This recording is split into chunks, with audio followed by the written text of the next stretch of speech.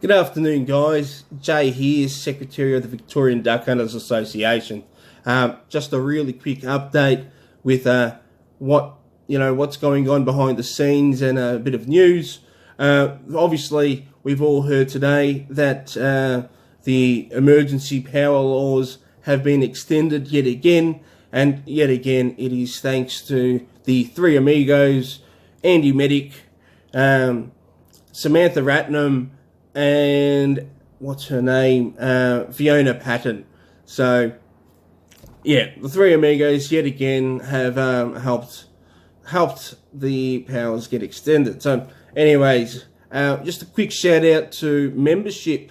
So, all members, but particularly members that been with us from the start, we want to thank you very much for supporting us along this way.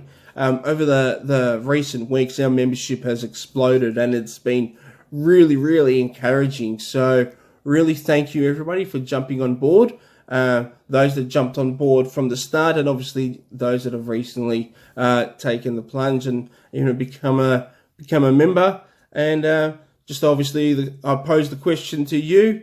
If you're watching this and you're not a member, why aren't you a member yet? So obviously, there are a lot of benefits of becoming a member, but the main one being that you are actively supporting the Victorian Duck Hunters Association's efforts to ensure that duck hunting in Victoria remains a legal recreational activity in Victoria, and that we advocate on behalf of duck hunters and their rights, and all hunters and their rights in general. So we are a voice for hunters, and by you being a member of us, you can help us spread the positive word that duck hunting and hunting in general does for the general society, both socially and economically. Now, anyways, just to move on a little bit, our e-petition. So we reached 5,800 plus signatures. That did close yesterday. That is a tremendous result. And to be clear, I said from the get-go, if we get 5,000, I will be stoked. And we got 5,800. So absolutely good work on that, guys. We have, however, decided to extend it by almost 2 weeks. So as of tomorrow, the petition should be back online, and people can continue to sign it. The reason why we've done that is we reached almost 6,000 signatures, and we did it without any support of the major hunting and shooting organisations. And this is a bit of a pitch to those major hunting and shooting organisations. They know who they are. To please support the e-petition, share it to your members, share it on your social media. This benefits all hunters, all duck hunters. We are not, the VDHA are not here to take the best prize. We included everybody, all those hunting organisations and shooting organisations that submitted a recommendation to the GMA regarding the 2020 duck season. We have included them in the petition to say that we have provided evidence, that this group of people have provided evidence. So by them supporting this petition, you are not giving us any extra credit. We are just asking that you do the right thing for hunters, for your members, and share this petition, please. Now, really quick story I wanted to share with everybody. It's just a bit of an understanding of how incompetent some of the ongoings that happen in the Game Management Authority office. Look, last year during the coronavirus lockdown, we had a shorter duck season. Me and my father, we were down. We had a bit of a run-in with some greenies, environmental terrorists, as I like to call them. Long story short, I called the police. The police sent down the GMA. The GMA didn't come out to the swamp. For whatever reason, they waited for us at the car park.